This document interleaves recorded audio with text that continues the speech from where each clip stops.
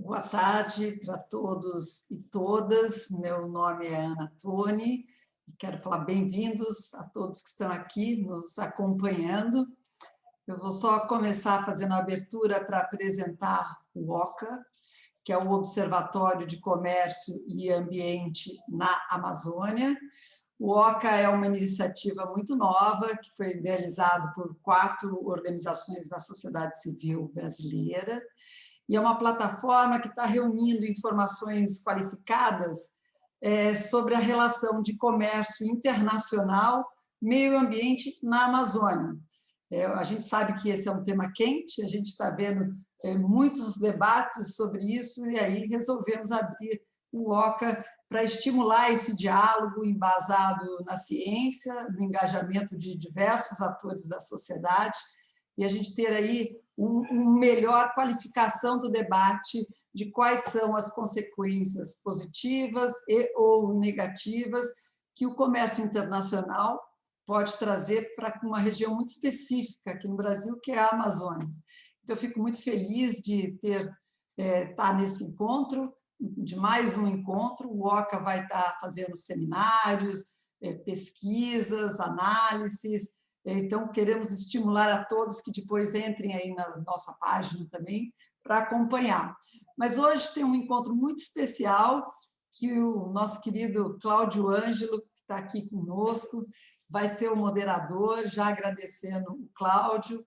O Cláudio, ele é o diretor da área de comunicação do Observatório do Clima, uma rede de organizações muito especial, que tem feito um trabalho incrível no Brasil sobre mudanças climáticas. O Cláudio é jornalista, não é ex-jornalista, mas é jornalista, uma vez jornalista, sempre jornalista.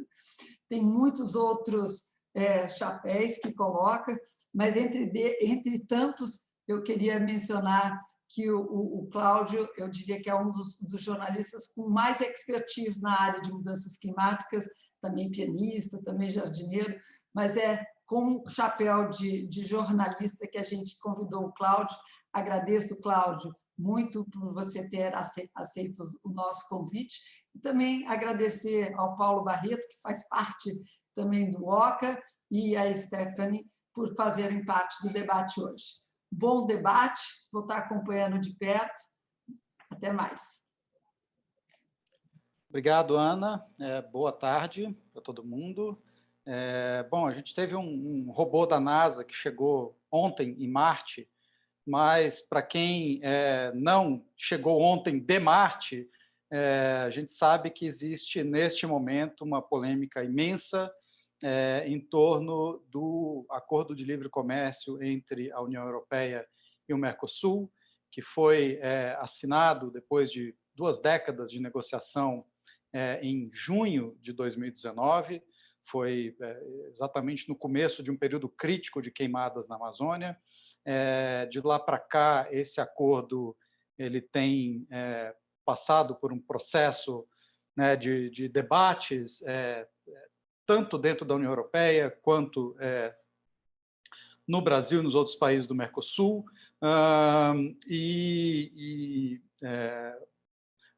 Existe, como a Ana falou, existem potenciais ganhos e potenciais perdas com esse acordo, especialmente nessa área super sensível da qual a gente está tratando, da qual o OCA trata, que é a Amazônia. Na Europa, essa discussão está bem forte. Os europeus, inclusive, saiu uma pesquisa de opinião poucos dias atrás, mostrando uma resistência dentro da Europa à ratificação do acordo comercial por conta de problemas de governança dentro do Brasil. A gente vai falar um pouco disso também, mas não é disso que este webinar vai tratar primordialmente. A gente vai discutir aqui 2 estudos que analisaram em vários aspectos o acordo de livre comércio e chegaram a conclusões divergentes quanto às vantagens ou desvantagens, os problemas e maravilhas que esse acordo pode trazer para especificamente a Amazônia e a questão do combate às mudanças climáticas, que tem no desmatamento da Amazônia seu componente mais importante de emissões no Brasil. Então, um desses estudos foi feito pela London School of Economics Consultancy, e eu estou com uma das autoras dele aqui hoje, a Stefania Lovo. Ela é professora associada de economia da Universidade de Reading, no Reino Unido. Antes disso, ela trabalhou como pesquisadora no Instituto Grantham de mudança climática na própria London School of Economics. E em Reading ela faz pesquisas sobre a intersecção entre desenvolvimento, economia do desenvolvimento, economia ambiental, com um foco em avaliação de impacto de políticas públicas. Ela também é uma fellow visitante do Centro de Pesquisas de Globalização e consultora do Banco Mundial. Ela, na LSE Consulting, contribuiu para vários estudos de impacto ambiental em relação a acordos comerciais fechados entre a União Europeia e outros parceiros, como o Japão, a Austrália, a Nova Zelândia, o México e agora o Mercosul. Ela é doutora em economia pela Universidade de Sussex e 2 PhDs, e a nossa, e também pela Universidade de Verona, na Itália, e, como eu falei, é uma das coautoras dessa análise, da qual ela vai falar daqui a pouco, sobre o acordo comercial. Também tenho aqui comigo o Paulo Barreto, que não é meu irmão gêmeo. O Paulo tem 30 anos de experiência combinando pesquisa e engajamento de atores públicos, privados e do terceiro setor, na questão de áreas protegidas, redução de desmatamento ilegal, desmatamento na Amazônia e gado. Paulo é um pesquisador muito conhecido, muito prolífico do Amazon, Instituto do Homem e Meio Ambiente na Amazônia, que é um membro do Observatório do Clima também. Publicou mais de 100 estudos sobre floresta, gado, legislação ambiental e drivers de políticas públicas que levam ao desmatamento.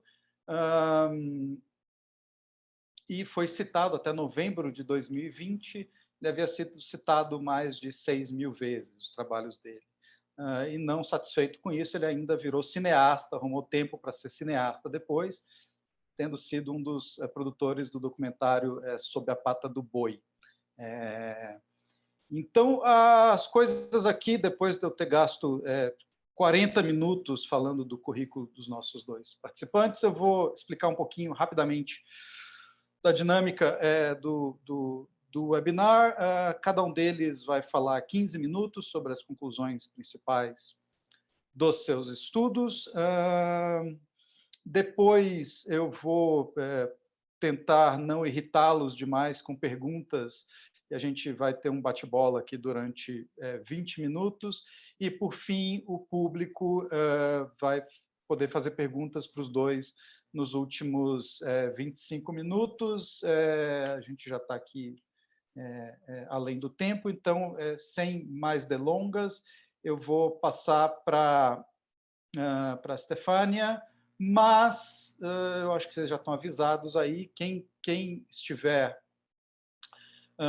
nos ouvindo de fora do Brasil não vai entender nada do que eu vou dizer agora, mas tem um botão de tradução simultânea e basta apertar interpretação no Zoom. So whoever is listening to us right now in non-Portuguese speaking countries and didn't get anything that I said so far, there's a button at the bottom of your Zoom screen where you can activate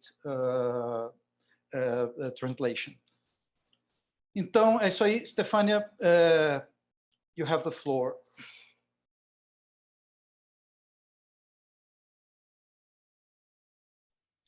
Okay, I'm going to share my slides.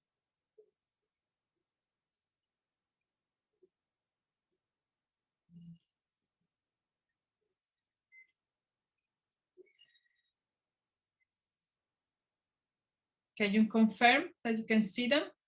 Yes. Okay. So thank you very much for having me here for the very nice introduction. And I am really looking forward to the discussion that we're going to have next. So let me go directly on this presentation, which is about the report, the sustainability impact assessment that was done by LSE Consulting. And I was involved with the environmental impact assessment chapter together with Jean-Baptiste Velou. And in this presentation, I will focus only on deforestation. So very briefly, the impact assessment has the same structure as all assessment commissioned by the EU. It has a baseline analysis that provides an overview of past trends and current conditions. And then it has an impact assessment section that relies on a quantitative analysis, which is mainly based on the CGE modeling produced by other members of the team, and also has a qualitative analysis that relies on international sources, the academic literature, and also inputs from stakeholders' consultations. So let me start with the baseline. So in the baseline, we noted that deforestation is a long-standing concern in Brazil. And we show the trends in deforestation rates over the past decades, which you can see in these pictures here. So what we observe is that there has been a decline in deforestation over the period 2003 to 2012, and then a slow increase in deforestation in the since 2013, with a more significant increase in 2019. This was associated also to increased fire activities that were linked to human causes. So what we observed that the academic literature has attributed this decline in deforestation to the adoption of appropriate policies over the period, and we list some of these successful policies. We also show that over this period of reduction in deforestation, Brazil experienced an increase in production of beef and soy, two key products related to deforestation. So over this period, Brazil was successful in decoupling agriculture production from deforestation. Finally, however, we also note the recent increase in deforestation, which has also been attributed to the deterioration of environmental policy. And also we note the concerns raised by several stakeholders about the current policy environment. So a last part of the baseline looks at land use. We observe that only 25% of agriculture land is devoted to crops, while 75% is left for meadows or low productivity pastures. In particular, we stress this low productivity of cattle production. Evidence suggests that 40% of pastures are actually in a state of degradation. And also that past deforestation land has actually ended up being used for very highly inefficient cattle production. We also observed that there are large differences in productivity across farmers and across regions, and also large differences in regulatory stringency across jurisdictions. So let me now move on into the impact of the agreement. So we begin with the quantitative aspects. And here what I'm showing you is the expected expansion of output and I am highlighting the key sectors that are related to deforestation. So it is a standard requirement for all reports to actually simulate the effect of a conservative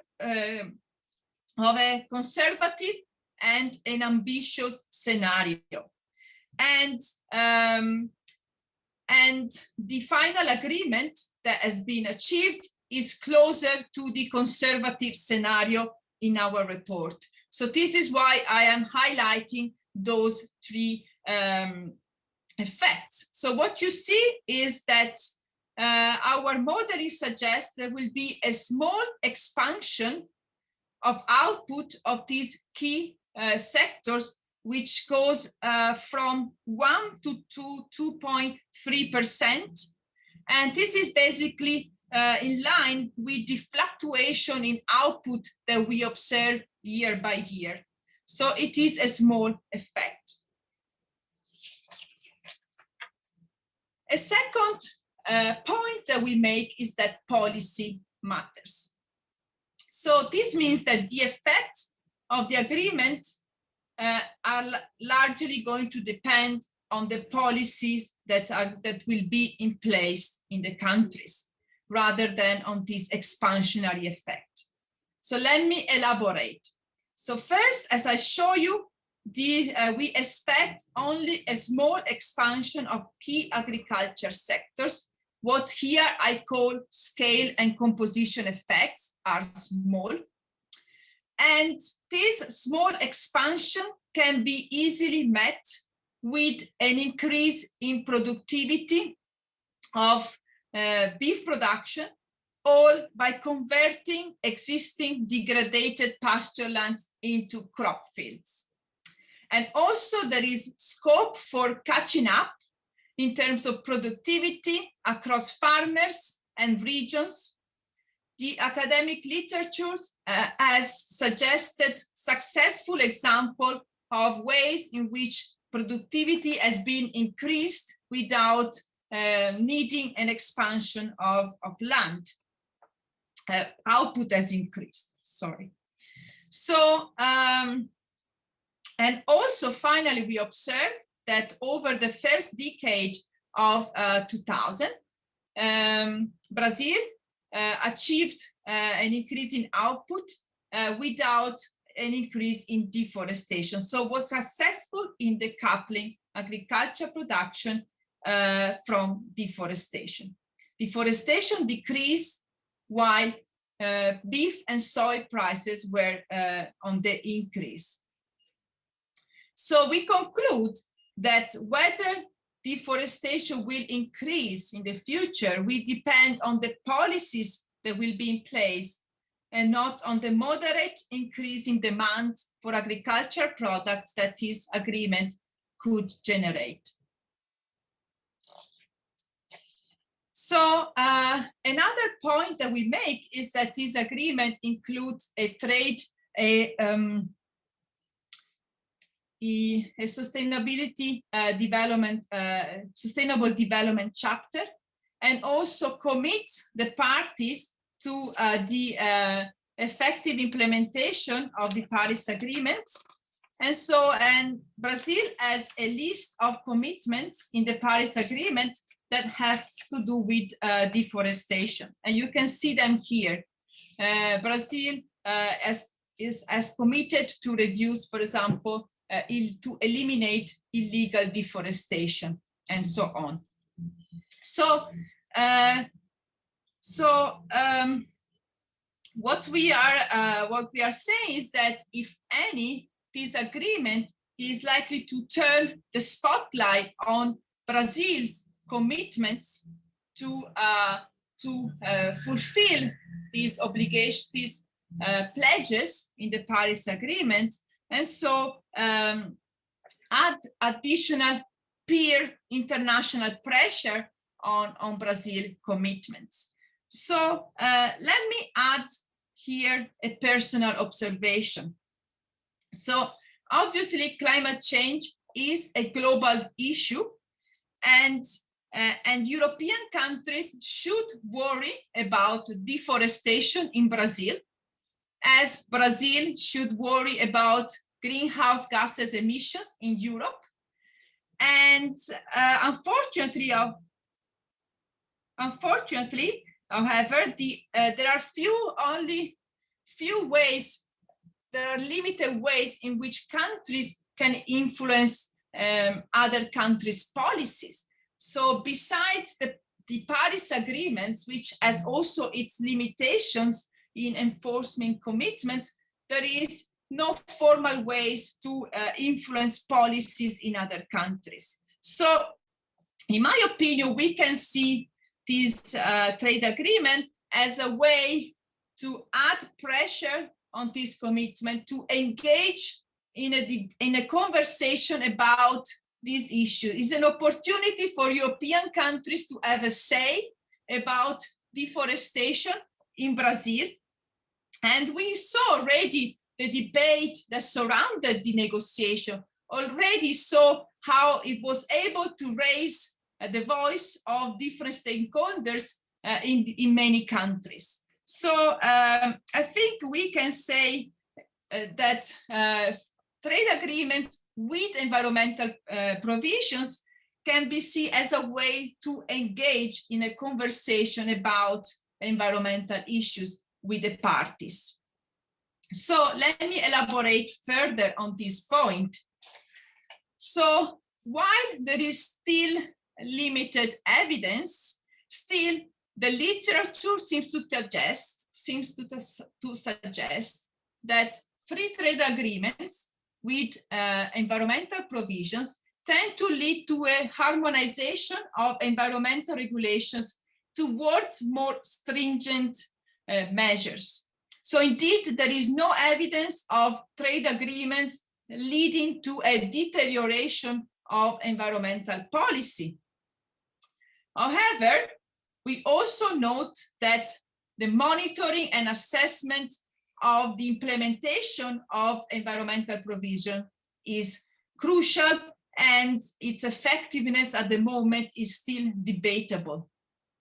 So here we have two approaches. We have a hard approach, which is that, for example, the US or Canada that tend to impose fines or withdraw concessions in case of non-compliance with the provisions, while the EU has been adopting a more soft and cooperative approach based on a dialogue between countries. And both approaches have some merits. And in the report, we discuss ways in which this process of monitoring and assessment should and can be improved. So there is definitely scope for improvement on this aspect. And mainly we really focus on the need to engage the civil society in all these different mechanisms that are proposed to enforce environmental provisions. So I'm now ready to conclude. So, so the report indicates that the agreement is likely to generate a small expansion of key agriculture sector. Future deforestation in Brazil will likely be determined by the policy choices that will be made rather than the small expansionary effect of this agreement. We highlight that the agreement can add pressure on the effective implementations of Paris commitments by Brazil and all the parties. but we also have reservations about the process of monitoring and assessment of the environmental provisions. So let me conclude with a selection of the policy recommendation that we made. So we recommend Mercosur and Brazil to invest, to focus on increasing efficiency and productivity in agriculture, to continue to promote the policies, the anti-deforestation policies that were successful in the past, and also improve upon these policies using the examples, the successful example, and the recommendation also from the academic literature. And also we provide a set of recommendations to improve the mechanisms to ensure the monitoring and assessment of the environmental provisions. So this is it. Muito bem, obrigado, Stefania. Está todo mundo me ouvindo? Você pode... ela já interrompeu o compartilhamento de tela. Bom, então eu queria passar para o Paulo agora.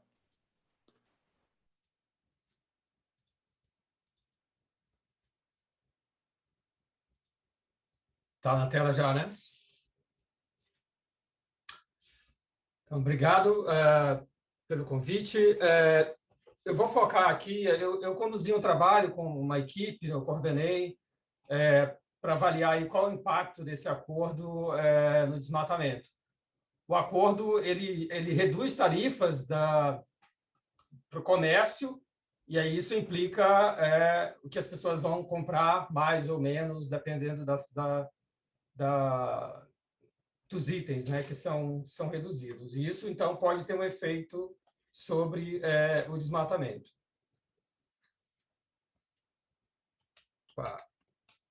Só um minutinho aqui. O primeiro ponto, antes de entrar no estudo que eu conduzi, eu tive sorte de que, enquanto estava fazendo o estudo, saiu um trabalho muito importante que avaliou qual o impacto histórico de outros acordos, né, fazendo um painel de 189 países entre 2001 e 2012, acordos comerciais, e mostrando lá que, de fato, esses acordos aumentaram o desmatamento. Então, não é só um acordo, mas uma revisão muito ampla.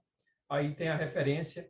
Esse gráfico aí mostra como o desmatamento aumentou. Então, o aumento do desmatamento foi muito rápido, logo após o começo da validação do acordo. Então, a gente já tem dado internacional para ter uma ideia do que acontece. Então, a tarefa aqui é ver o que esse acordo especificamente poderia resultar. E aí, o estudo que a gente lançou, ele tem 3 partes. Eu coordenei, em geral, a condução do trabalho, mas foi com participação de várias pessoas. Primeira é quanto é esse risco adicional do desmatamento, onde esse desmatamento poderia acontecer, a geografia desse risco. E a terceira parte, como mitigar. A primeira foi feita por pessoas da Universidade de Purdue, nos Estados Unidos. O segundo é liderado por Eugênio Arima, que é a Universidade do Texas, com minha participação também. E o terceiro, eu que conduzi. Para estimar o efeito de um acordo desse, é relativamente complexo, porque, embora seja entre o Mercosul e a União Europeia, a gente tem um efeito global.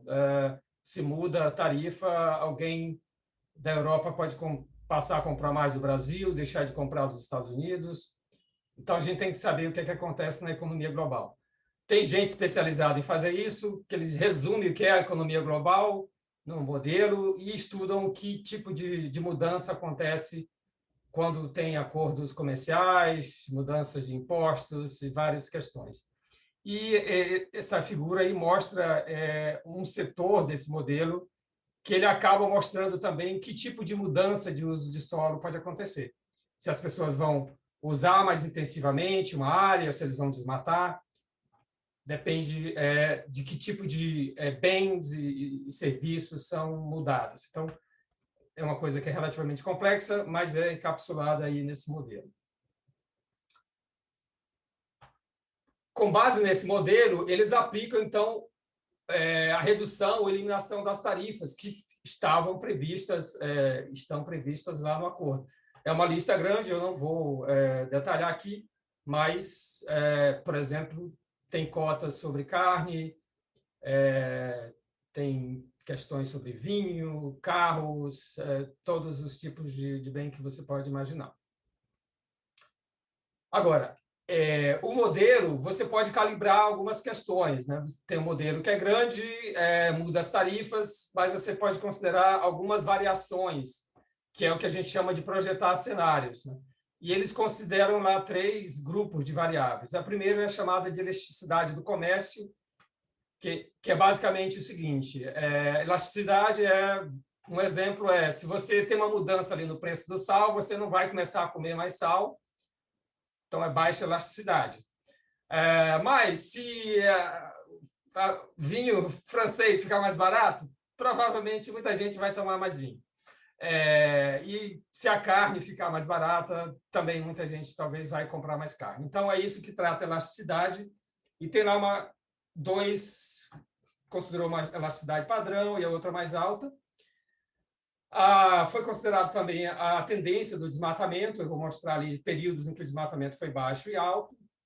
E um outro que é muito interessante é o tipo de cultivo que as pessoas vão usar predominantemente, né? Se vai ter múltiplas culturas numa mesma área, ou se vai ser monocultivo. Então, tem uma variação grande, então, no final, tem aí 6 cenários. A taxa do desmatamento, é importante lembrar o período aqui que foi usado, uma mais alta e uma mais baixa, antes de 2003, tem um período ali de uma variação forte com alguns picos, e o período que já foi mencionado, 2003, 2013, com taxas menores. Então, isso aí é a diferença ali da média desses 2 períodos. E aí são períodos que tiveram diferenças de condução de política. Tá? É importante olhar nesse gráfico que mesmo no ano em que o Brasil foi muito duro, na sequência de anos que o Brasil foi muito duro contra o desmatamento, teve um sucesso, mas ainda teve um desmatamento ali bastante resistente, próximo de 5.000 km² por ano. Isso é bem importante de entender. E aí esse resultado lá mostra quanto é que teria de desmatamento adicional global. Isso aí, então, são 6 cenários, e aí estimativa de entre cerca de 110 mil hectares por ano a quase 243 mil. Tá? Uma variação aí dos 6 cenários. Então, um cenário que tem pouca governança, que tem a elasticidade do comércio muito alta, ou seja, as pessoas vão comprar mais carne, por exemplo, isso leva a um desmatamento mais elevado. E se tiver uma baixa governança aí do desmatamento? Então, essa é a variação. O Brasil seria o local, aparece em amarelo, aí seria o local com mais risco de desmatamento.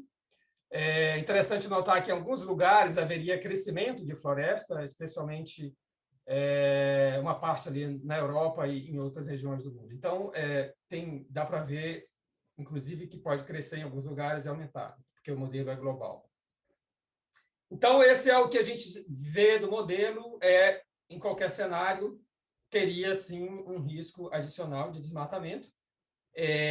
Comparando com o desmatamento histórico do Brasil, a gente pode dizer que é relativamente pequeno, mas adiciona, a gente vai ver depois, a uma situação já de bastante risco.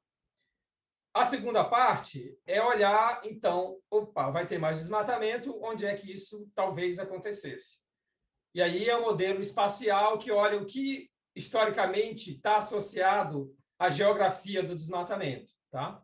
E tem vários fatores que entram nesse teste, como a distância para as estradas, se tem área protegida, se há assentamento de reforma agrária, tipo de solo, quantidade de chuva. distância para um desmatamento histórico. Então, são vários fatores, várias variáveis. Você olha o que aconteceu ali no período e consegue entender onde é que tem mais risco. E olha isso para frente. Quais as células que ainda têm floresta estão em condições muito propícias a desmatamento, se tiver um risco adicional. E aqui é onde a gente mostra, distribuindo aquele risco adicional do desmatamento, olhando para a Amazônia. Aqui, quanto mais vermelho, mais risco de desmatamento. Obviamente, tem uma associação com os lugares que a gente já sabe que tem um risco alto, porque tem as condições muito propícias agora, ou seja, ele acrescenta risco nessas regiões que estão já com bastante problema.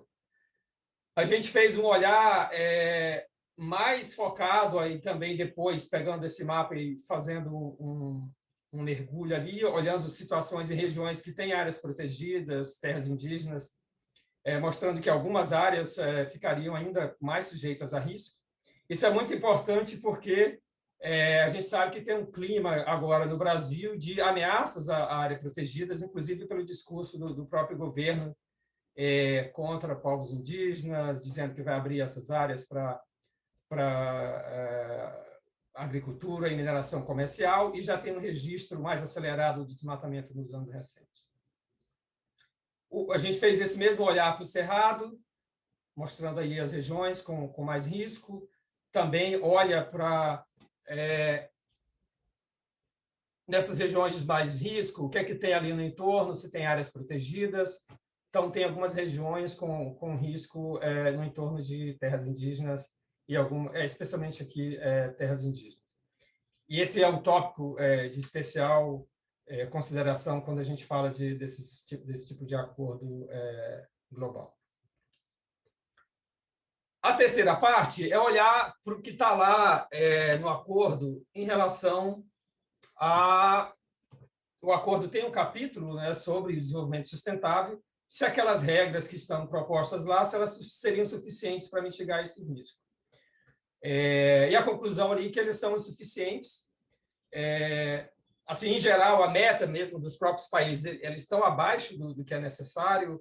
O Brasil fala, por exemplo, em reduzir, em zerar o risco, o desmatamento ilegal em 2030, ou seja, é uma coisa bastante, diria, leniente.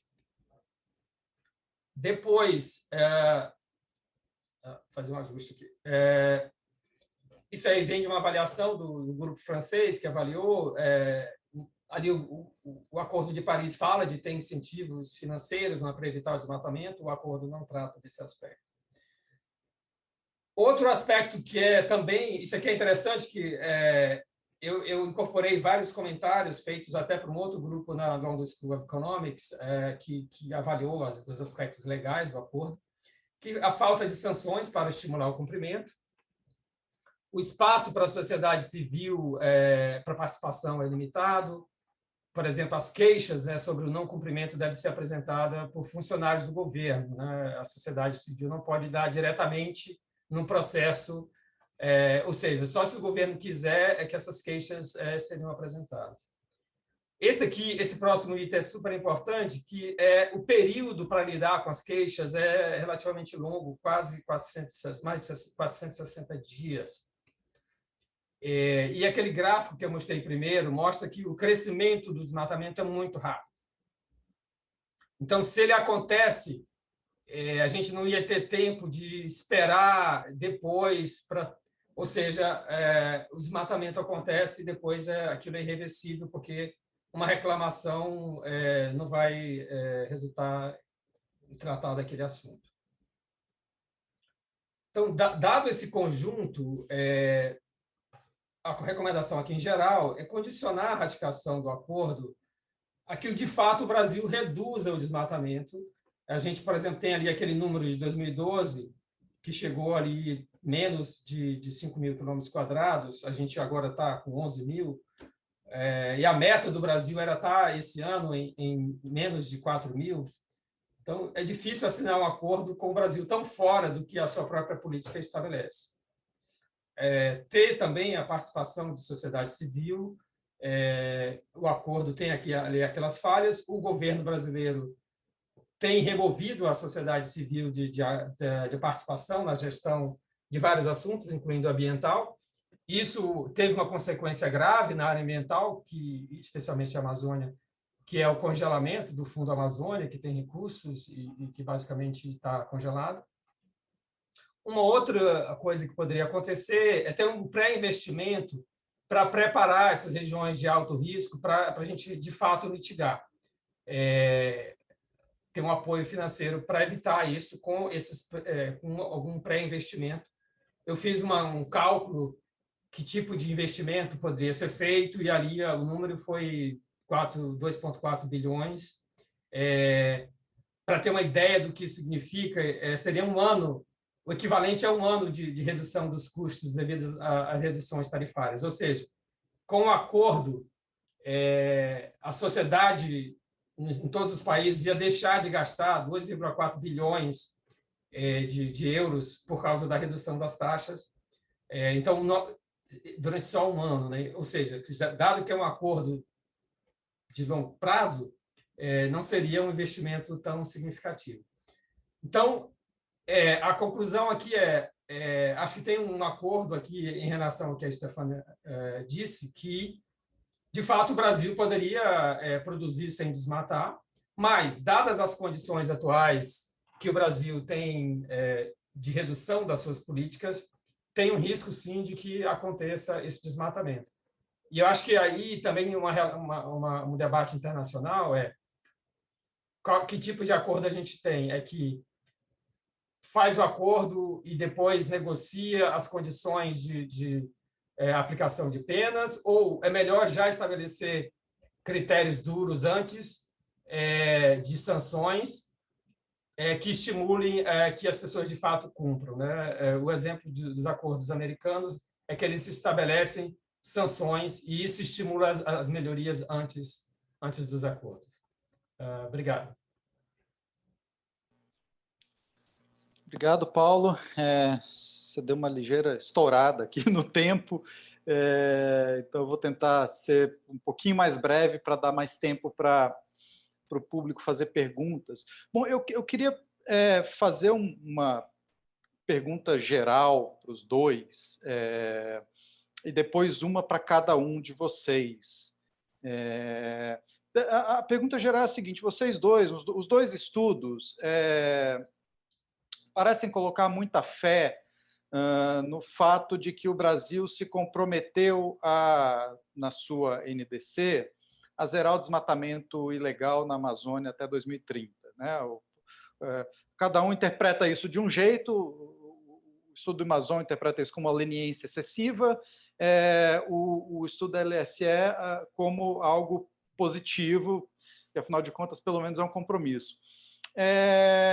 No último dia 9 de dezembro, o Brasil jogou fora. Isso já não era um compromisso muito firme, porque ele fazia parte do anexo da NDC e não da meta brasileira, portanto, isso não era legalmente vinculante. No último dia 9, o Brasil submeteu à Convenção do Clima uma NDC nova, que é uma revisão da primeira NDC. Pelas regras do Acordo de Paris, o Brasil podia fazer isso, e todos esses compromissos setoriais foram eliminados da NDC.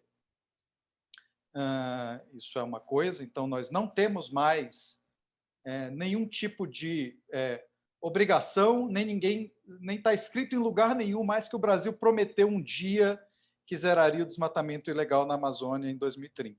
O compromisso internacional do Brasil agora é outro, e inclusive, menos ambicioso do que a NDC submetida em 2015, porque permite ao país emitir entre 200 milhões e 400 milhões de toneladas de CO2 a mais em 2030 do que a NDC anterior submetida em 2015. Então, diante disso, eu queria saber de vocês se não muito... De que jeito a gente consegue inserir esses elementos de governança que são altamente variáveis e altamente voláteis, ainda mais na situação que a gente tem hoje no Brasil, numa avaliação de impacto dessas, de um acordo comercial, como o acordo entre a União Europeia e o Mercosul. A Stefânia falou que, e aí a minha pergunta para ela, ela falou que geralmente nos casos que você analisou, Stefânia, de acordos comerciais, os acordos costumam levar a um aprimoramento da legislação ambiental nos países que os assinam. Aí eu lembro da Angela Merkel no Parlamento Europeu, no Parlamento Alemão, em 2019, dizendo que não vai ficar... O fato da Europa assinar o acordo com o Brasil poderia, inclusive, aumentar a capacidade de pressão europeia sobre o Brasil. Naquela mesma semana, o Jair Bolsonaro, presidente do Brasil, mandou a Angela Merkel pegar o dinheiro que ela ofereceu do Fundo Amazônia e reflorestar a Alemanha. Então, eu queria saber o que na análise de vocês dá, não sei se é possível responder isso com a metodologia que vocês usaram, mas o que dá a vocês o que permite no estudo tirar a conclusão de que o acordo comercial poderia fazer o Brasil melhorar ou aprimorar a sua governança ambiental ou implementar com mais vigor as suas metas no Acordo de Paris, que o próprio governo brasileiro já fez questão de enfraquecer na primeira oportunidade que teve. A minha pergunta para o Paulo é a seguinte: Paulo, o acordo comercial, de fato, não, aparentemente, segundo a análise de vocês, não é a prova de desmatamento. Mas me parece que tanto o desmatamento quanto as emissões que vocês veem são relativamente pequenos. Eu estava aqui olhando que no pior cenário você vai ter emissão de 173 milhões de toneladas de CO2, isso para todo o Mercosul. Só no ano de 2019 o Brasil levou 2 meses, pouco menos de 2 meses para emitir 173 milhões de toneladas por desmatamento. Quer dizer, mesmo que haja desmatamento associável, não é um desmatamento mitigável e uma coisa até quase marginal perto do benefício econômico que o acordo traz. Era isso.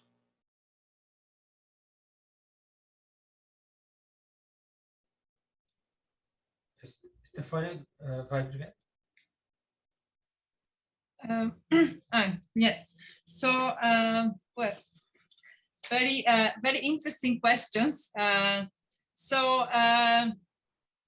let me do the worst thing ever. So answer your question with another question, but I will also give an answer as well. So you mentioned that perhaps Brazil commitments to the Paris Agreement are not that strong, and might not being committing at all. So the question is, what would we be doing without? Would there be more pressure to commit with or without the agreement? So this is how I like to see, is that this trade agreement is really, is requiring the countries to commit. So if the alternative is not to have an agreement, I think I can also go on and answer your other question, is that if there is no agreement, there is also no way in which European countries can have a say on what is happening in Brazil. So, so yes, obviously there is politics in all this, and countries can use that to also show their force. And as you mentioned, the conversation between Bolsonaro and Merkel. But I think the question I want to think about is what would happen without this agreement, and is that probably we will see an increase in deforestation because policies are deteriorating. We might see Brazil just going halfway to its commitment to the Paris Agreement. And so having this agreement I think is one opportunity for European countries really to have a say. And just to also answer a little bit your question, yes, what I was referring to, an empirical literature, although it is limited, that really also investigate the diffusion of policy.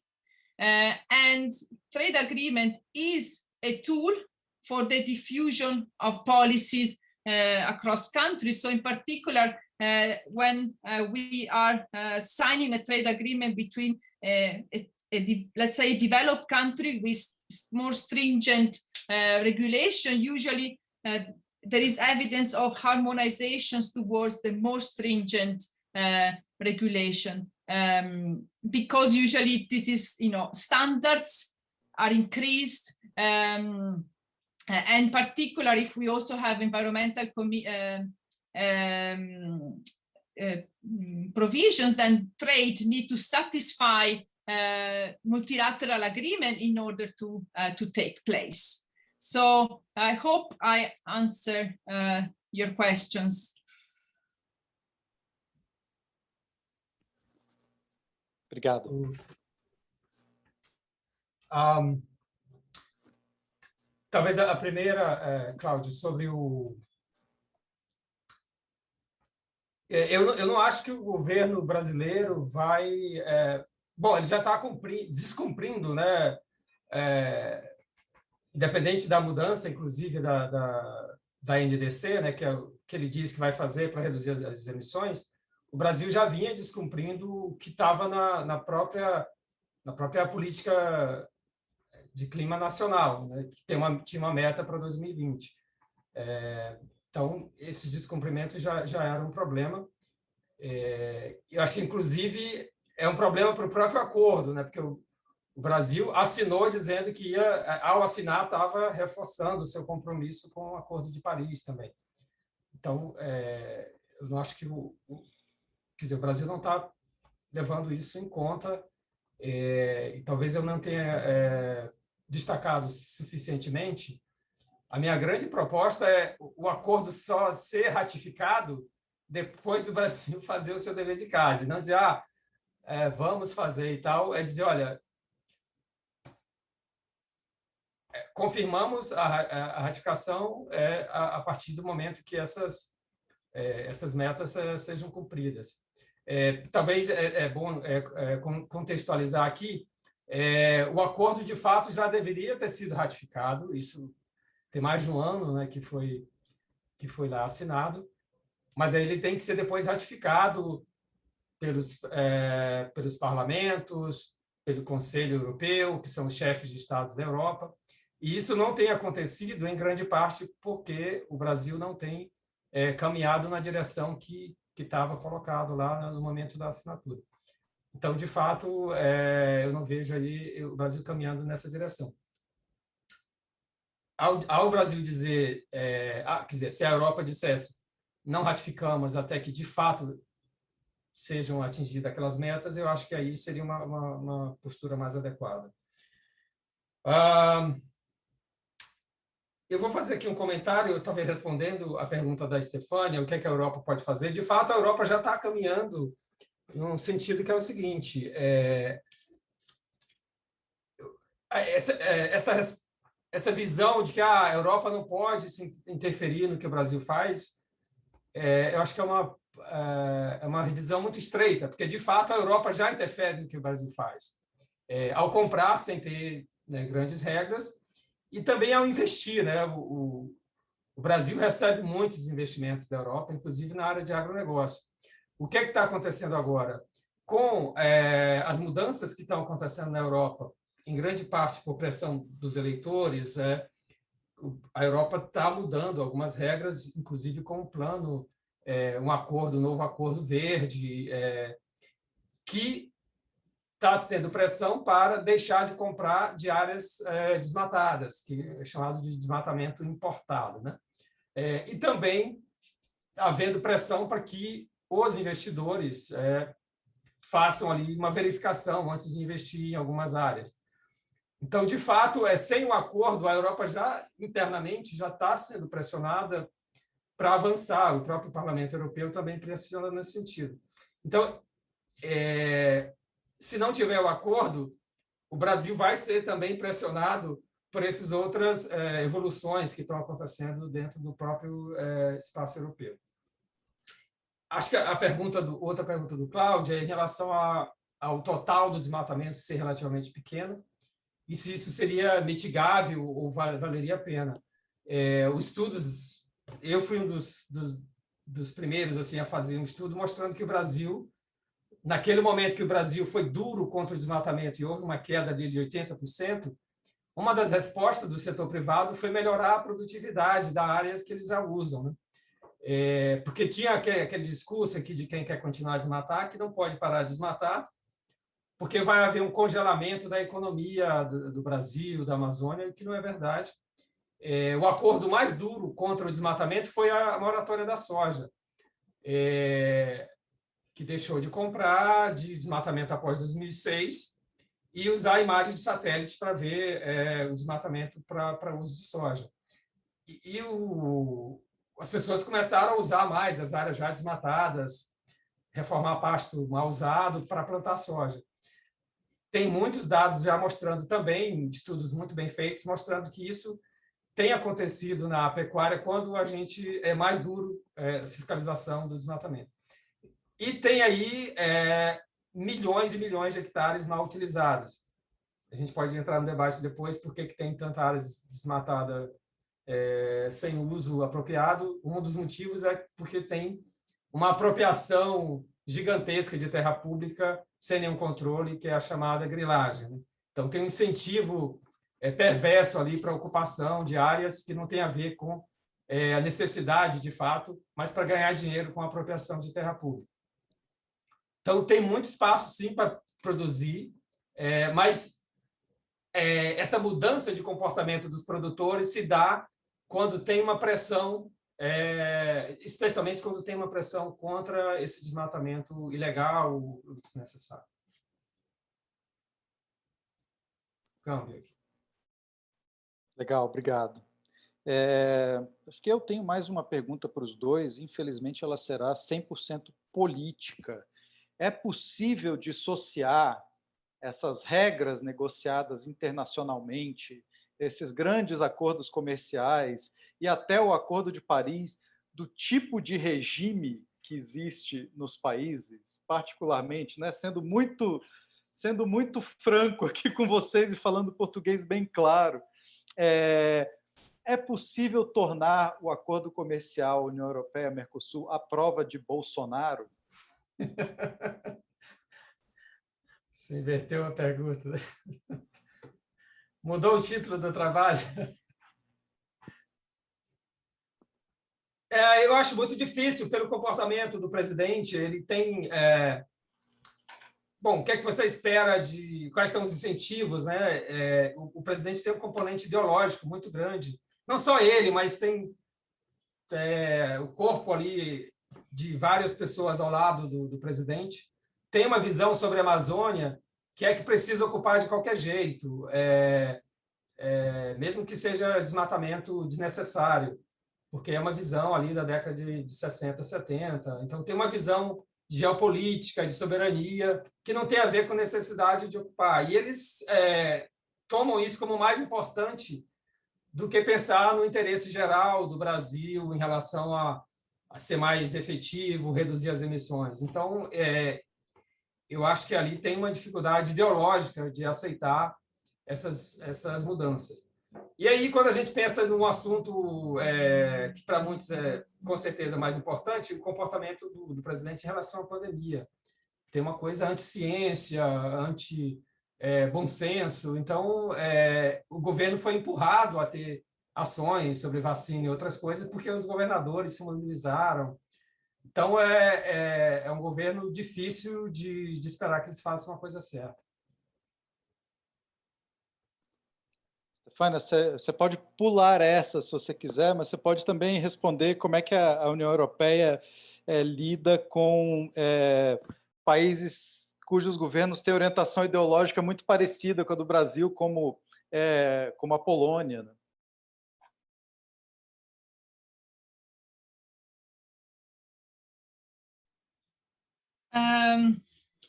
Well, with Poland, I think as you can see, there's a lot of talking, and at the end, this soft approach. I know that there is all a process as usual with the EU. There's always a process to deal with all these situations. How long it's going to take, who knows?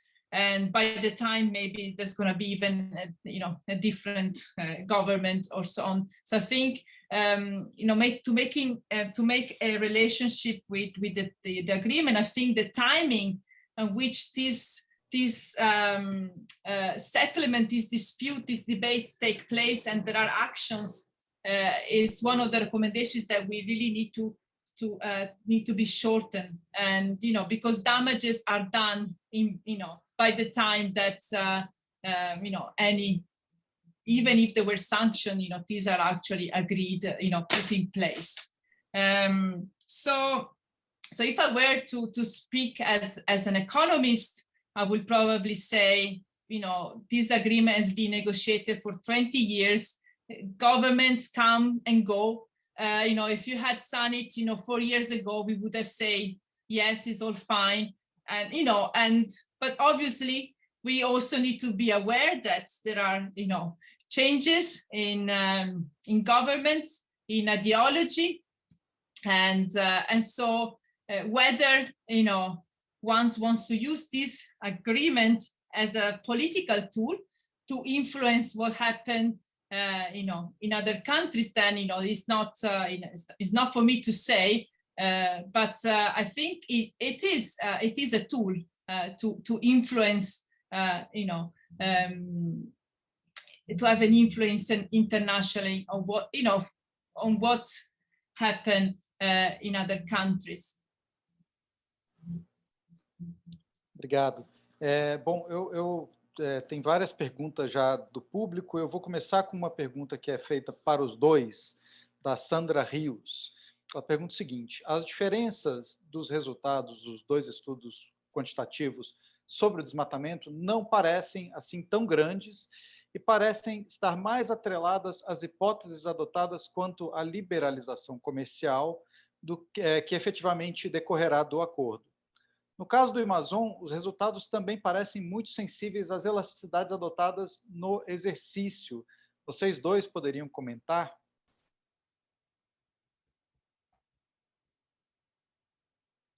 Posso responder?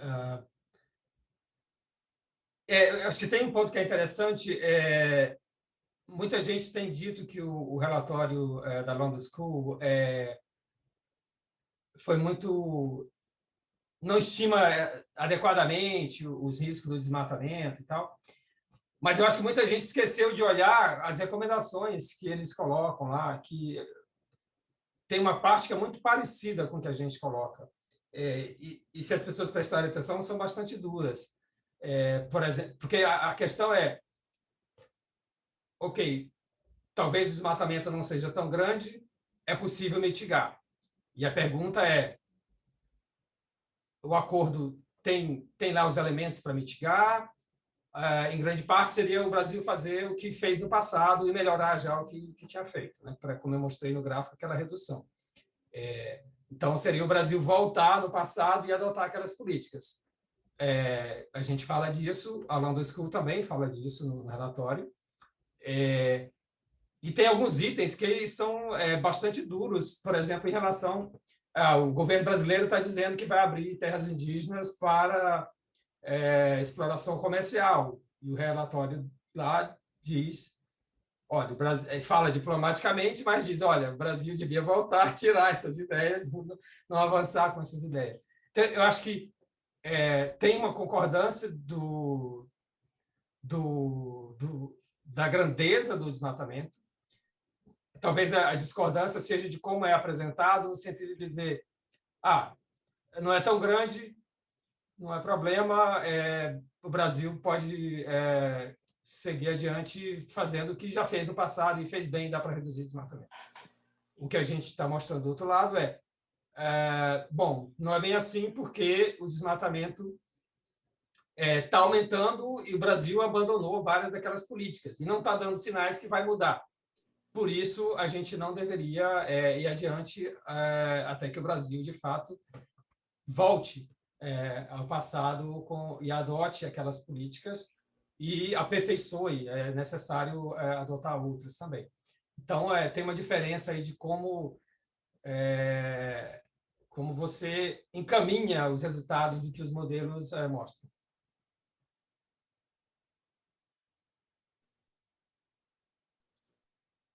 Stefania, quer comentar?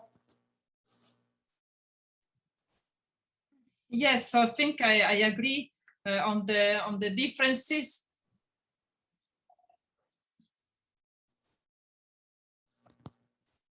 Okay, okay. Sorry.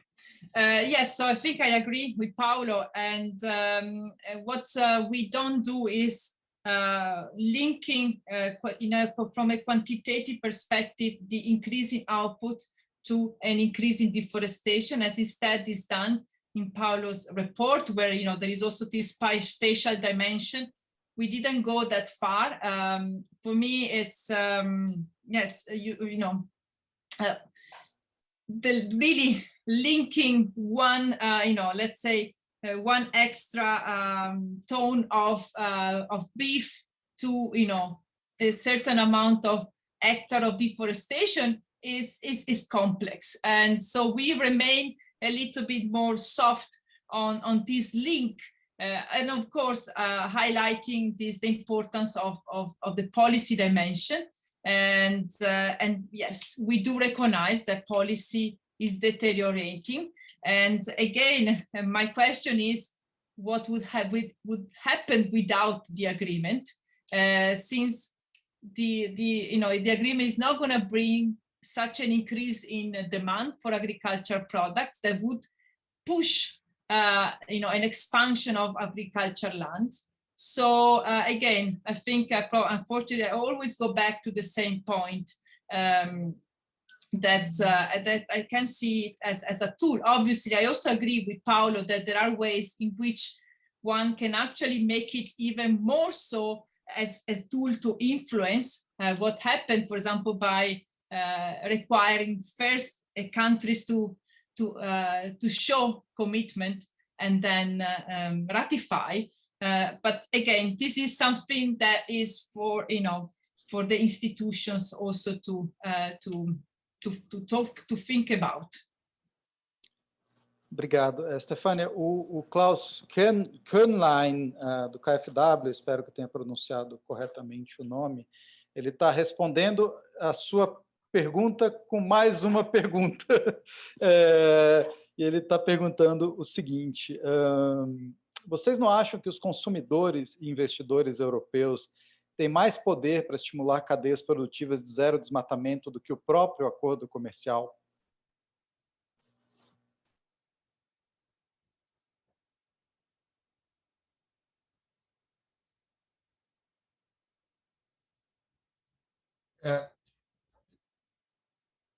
Posso responder? Ou você?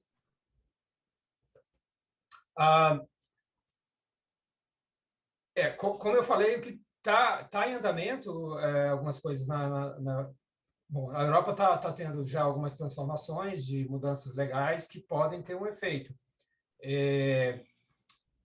Tem que ver ainda como é que isso vai se estabelecer, incluindo, por exemplo, se vai ser transformado em uma lei de toda a Europa. A França tem uma legislação contra o desmatamento importado. As grandes empresas que importam deveriam fazer uma verificação.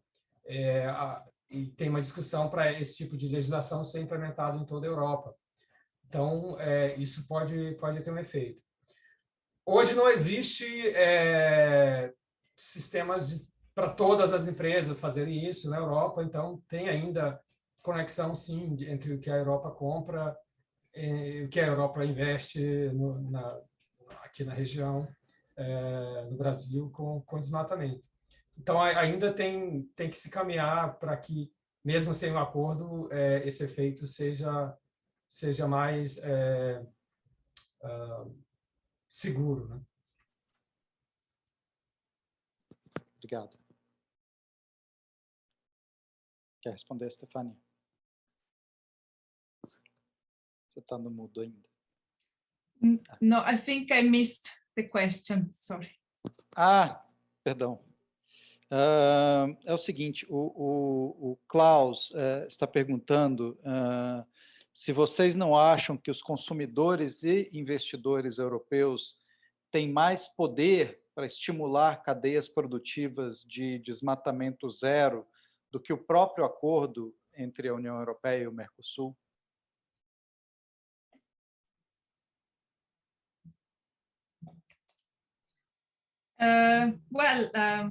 Consumers are already showing that they care about beef, for example. So I was looking, just checking the other day, for example, the consumption of beef in the EU has been on the decline, substantial decline. So, and definitely, so this is going to also affect the trade between the two countries, the demand for beef. So besides, focusing on illegal deforestation, this is an example of how consumers with their behavior can actually, influence the demand for certain products that have these negative effects. So I think, I don't see. I don't see other ways beside the agreement. One, can think about embargoes, but those we know, they're not, we don't want to go down that route. You can think about, yes, there is already these requirements for products not to come from illegal deforestation, but yet we also know that if products that come from illegal deforestation are not exported to the EU, they will just be exported to another country. So ultimately, there will be just substitutions, and unless there is a coordinated action by all trade partners, there will be just a shift in trade flows of products coming from illegal deforestation. So yes, so this is what I think. Yeah. Obrigado. Eu tenho duas perguntas da nossa anfitriã aqui, da Ana Toni. Ela está dizendo o seguinte: bom, como você falou, Stefania, esse acordo está sendo negociado há mais de 20 anos. Isso foi antes da questão das mudanças climáticas assumir a centralidade que ela assumiu na agenda internacional hoje, né? Talvez se tivesse tido naquela época, nós não teríamos os problemas que nós temos hoje. Mas vocês pesquisaram se o acordo vai ajudar a diminuir as emissões dos países envolvidos? Vocês olharam para emissões? Essa é uma pergunta especificamente para você. E tem uma pergunta que eu acho que os dois podem responder. Se o acordo tivesse entrado em vigor em 2020, que instrumentos ele teria diante dos autos, né, para coibir os autos ou punir o Brasil por conta dos altos índices de desmatamento verificados no ano passado?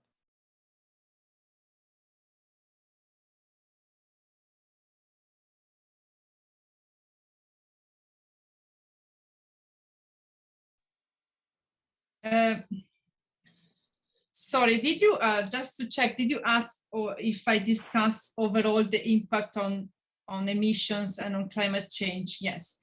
So, so yes, we did. So the thing is that with Brazil, I think deforestation remains the key contributor to climate change. Brazil uses a very clean energy with respect to what we do in Europe. And so, I mean, yes, agriculture is a source of greenhouse gases emissions. So this is probably the two key aspects: deforestation and beef production. And again, we, in terms of global emissions, we don't see the agreement to make a relevant increase in global emissions, mostly because of these characteristics, and also because we also think that the impact on deforestation is limited. And also, one of the things that we highlight in the report is that free trade agreements also encourage trade in what we call environmental goods and services, which are products and innovation technology that allows to save energy, to produce less emissions, and or simply trade in renewable energy technology. So this trade is going to increase. And so there is also this side of the agreement. Eu acho que foi exatamente essa a pergunta dela.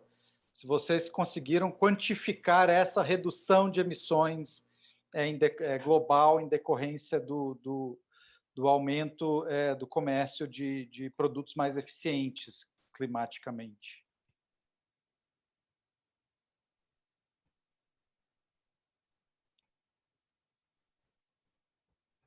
So I don't have a quantitative result. So, but I have more like qualitative evidence of and we show existing partnership between the countries in developing patents and also the complementarity between different technologies, green technologies, so which would encourage trade in these areas. But unfortunately, I mean, we do have quantitative estimates of emissions based on our CG modeling and on the energy intensity of different sectors, and the effects are small. No nosso caso, não estimamos o efeito global sobre emissões, mas sobre as emissões de uso da terra.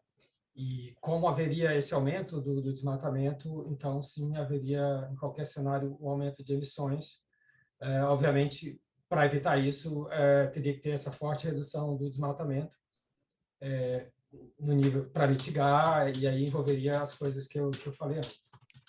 Eu queria fazer um comentário. Você não perguntou, mas talvez está ligado com alguma coisa que foi falado antes. Se não tem nada de bom ali no acordo, e como o acordo poderia ser usado, né, para causar transformações positivas, né?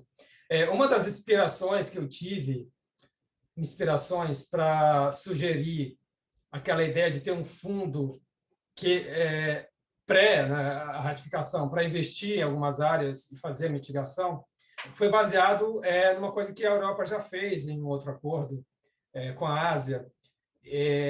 Às vezes, esse tipo de acordo ele tem um efeito negativo social. Tá? Por quê? Essa ideia que você vai aumentar os requerimentos, por exemplo, na área sanitária, isso pode levar a que pequenos produtores que não têm uma boa qualidade sanitária dos produtos tenham um mercado fechado. Então, por exemplo, produtores de camarão no Vietnã ou outro país na Ásia, e iam perder mercado. E ali vários pequenos produtores. Então, o acordo ia deixar muita gente ali de fora. Então, para não ter esse tipo de acordo, esse impacto negativo, eles fizeram exatamente ali o que eu estou sugerindo. Antes do acordo entrar em vigência, foi investido num fundo que foi lá, fez assistência técnica, tem várias questões ali de pré-investimento, assistência técnica, padrões de higiene, tudo isso. E ali 300, não lembro o número agora, mas era o número, milhares e milhares de produtores passaram a ter maior qualidade sanitária para atender o padrão europeu. Então, acho que esse é um tipo de exemplo que inclusive, me inspirou a ter essa sugestão. Um acordo que fale para parar desmatamento pode ter efeito para pequenos produtores ali que vendem o bezerro que vai para uma fazenda que vai chegar no frigorífico depois, para outra fazenda de engorda. Então, pode ter um pré-investimento que, de fato, melhore a produção. Mas, dadas as condições atuais, eu preferiria que seguisse aquele modelo do Vietnã de um pré-investimento antes de entrar em vigor.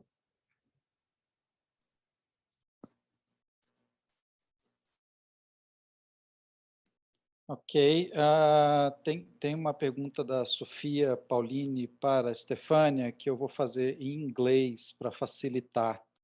Então, se você quiser desligar o botão da tradução só por um momento. Okay, seeing that the SIA was only published when the negotiations of the agreement were already finished, to what extent were your findings actually considered in the negotiations, especially the recommendations you make? So thank you, very good question. So so as I mentioned, so while it took a long time to complete the report, it was largely done before the conclusion of the negotiations. So you can see also sometimes in the data that we use, although after stakeholders consultations, we did extend our period of analysis. We started the report way long before, and so then did try to incorporate the latest data. So again, in the simulations, we maintain the conservative and ambitious scenarios as they were suggested at the time it was commissioned, and then but then we saw that the negotiation ended up being closer to our conservative scenario. So it still remains an impact assessment of the standard ones that accompany the negotiations. So this is how it is. Just before you turn the translation on again, I'll just add one question by Carlos Rito from Potsdam. He's asking you which Brazilian NGOs that are based in the Amazon, such as IPAN and Amazon, or indigenous peoples organizations were consulted during the SIA report development. And he's also asking why the final report was released only 8 months after the agreement was signed. So if you want the names, I need to look for them. And so I can try to get them by the end here looking through unfortunately, I don't remember them. And so the way the consultation is done is that we did try to reach out and encourage stakeholders to contact us. So this is how it usually is a call for inputs from stakeholders. And we did receive quite a large number of comments. And we also had an online event where we also collected comments, which we then incorporated in the report. So for the names, I can also, if someone wants to get in contact directly with me, I'm happy to provide the information, I would need to look for that.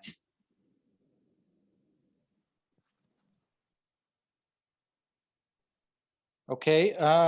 Bom, nós temos 5 minutos, então acho que eu vou fazer mais uma pergunta e deixar que vocês façam as suas considerações finais, porque, na verdade, nós já estamos quase meia hora além do tempo estimado inicialmente para o seminário. Uma pergunta de alguém que não se identifica, mas que está perguntando o seguinte: com base nos estudos e na própria experiência profissional de cada um dos palestrantes, o que ambos concluem? O risco do desmatamento fará o acordo fracassar ou o acordo vai ser ratificado, afinal de contas?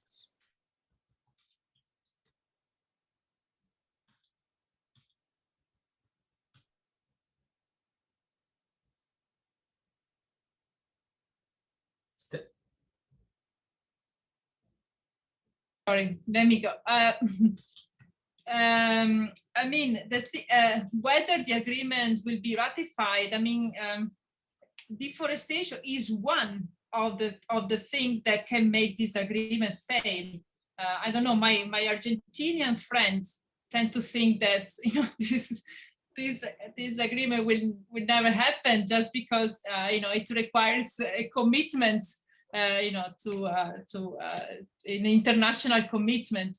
So yes, so I think I think I saw a lot of pressure from European countries, from France, a lot of noise around deforestation.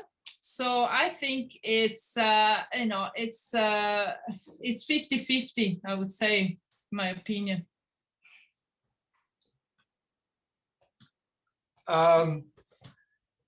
Eu tenho conversado com várias pessoas da Europa, já apresentei o estudo, e pessoas negociadoras, gente do parlamento e outras pessoas. E o que eu entendi é que existe em português, uma sinuca de bico. Eles entendem o problema, sabem que teria que ser feito, mas aí a conclusão é: bom, mas se a gente pedir para fazer a coisa certa, o governo brasileiro não vai aceitar. Então, não dá nem para começar a conversa, porque então o que eles estão fazendo agora é o que eles chamam de negociações pré-ratificação, né? Já era para ter ratificado, mas estão nessa fase que eles chamam de... E aí estão tentando chegar em algum documento adicional ao que já tem do Acordo de Paris e outras coisas, sem reabrir o acordo. Então, se esse é o caminho, a tendência é que seria esse adicional, talvez seja muito fraco em relação ao que seria necessário. Mas aí isso leva a algumas resistências, e aí tem o acordo acaba, como tem um crescimento de demanda de partidos verdes ou de uma parte da população europeia que é contra, isso já também tem um efeito eleitoral. Isso, por exemplo, é um assunto na França. Então, ali a França fica numa posição que tem sido muito vocal. Por acaso, eu estava em Bruxelas quando esse acordo foi assinado. Eu nem sabia que ia ser assinado, eu estava lá por outro motivo. Mas eu estava conversando com as pessoas do parlamento. Gente nova que estava chegando, muita gente jovem ligado ao Partido Verde e outros, e gente já de veterano. E uma britânica, era antes do Brexit, uma britânica fez um resumo espetacular para mim. Ela disse o seguinte: esse acordo não vai passar, porque o que vai acontecer aqui é que a gente vai juntar os fascistas, os verdes, esqueci o outro grupo, mas basicamente ia ter uma coalizão inesperada. Os nacionalistas vão dizer: bom, a gente não vai... Aqui a gente está sendo obrigado a ter regras duras para se adaptar na área ambiental. Por que a gente vai assinar com um país que não quer cumprir essas regras? E o terceiro grupo era o grupo do agro. Tá? Então, os fascistas, o agro e os verdes. Então, esses três grupos podem impedir essa coisa de andar no parlamento. Eu acho que do lado da comissão tem muito interesse em aprovar, mas essa declaração lá foi muito impressionante, é muito claro da parlamentar, que tinha muita experiência. E de lá para cá a gente tem visto esse tipo de situação. Então, alguns dos parlamentos, não da União Europeia, mas dos países, têm tido alianças de direita, de centro e os verdes para aprovar resoluções dos parlamentos dizendo a gente não vai aprovar isso. Então, eu acho que do lado da comissão e do conselho tem gostaria de aprovar, mas se eles mantiverem a estrutura que tem hoje do acordo, dificilmente passaria ali no parlamento. Então, acho que essa é a situação que a gente tem. Obrigado. Bom, o nosso tempo acabou, então eu queria saber se vocês querem fazer considerações finais muito breves, começando com Stefania.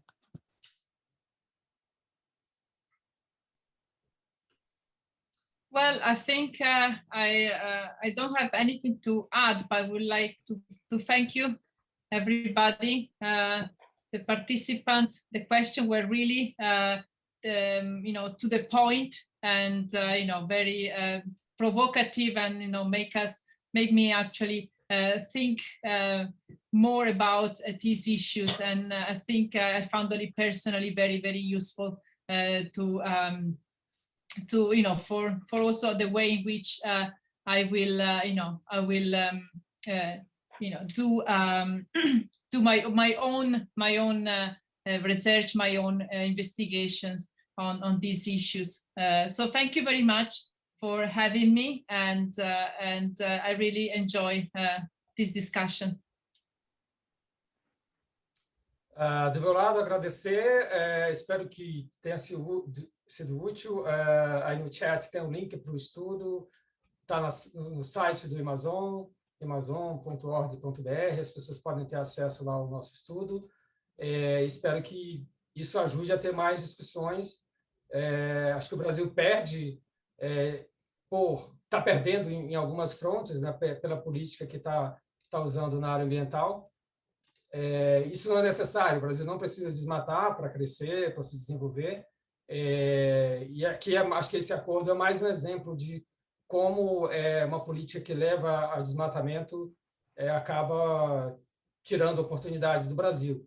Então, acho que é mais um alerta e acho que a gente pode usar isso para reforçar a cobrança por melhoria de política na área ambiental no Brasil. Obrigado. Ok, bom, agradeço aos dois. Grazie, Stefania. Obrigado, Paulo. E peço desculpas às várias perguntas aqui da plateia que não puderam ser feitas, porque a gente realmente não ia ter tempo, são várias e eu vou encaminhá-las aos dois palestrantes. Os dois estudos estão disponíveis aqui no chat, o link para eles, e esse webinar vai estar disponível também no YouTube do OCA. E vocês encontram pelo site, enfim, lá pelo YouTube. E o site do OCA é ocaa.org.br. Obrigado e boa tarde, bom fim de semana. Tchau. Obrigado.